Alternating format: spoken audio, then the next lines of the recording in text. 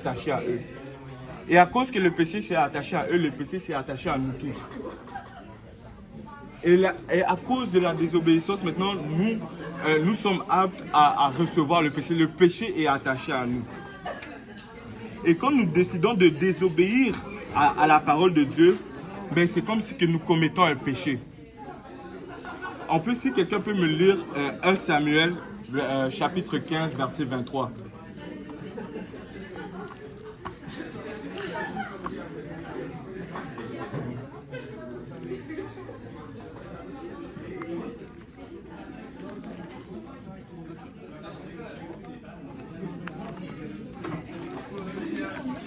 « 1 Samuel, chapitre 15, verset 23. » Car la désobéissance est aussi coupable de la divination et la résistance ne l'est pas moins que l'idolâtrie et les pirateries.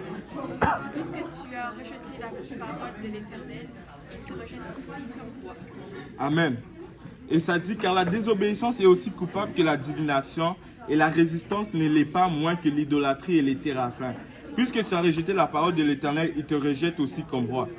Et ça, c'est la version Louis II. Et je vais juste lire la version Osterwald. J'aime mieux la version Osterwald par rapport à cela. Chapitre vers 3, la version Osterwald. La version Osterwald dit ceci. Car la rébellion est autant que le péché de divination et la résistance autant que les idoles et les téraphins. Puisque tu as rejeté la parole de l'Éternel, il t'a aussi rejeté pour n'être plus roi. Et ici, la parole de Dieu dit littéralement qu'à cause de la désobéissance en fait, la désobéissance c'est comme la rébellion. Et quand tu te rebelles contre la parole de Dieu, ben c'est un péché. Quand nous décidons de rejeter la parole de Dieu, mais cela c'est un péché. Et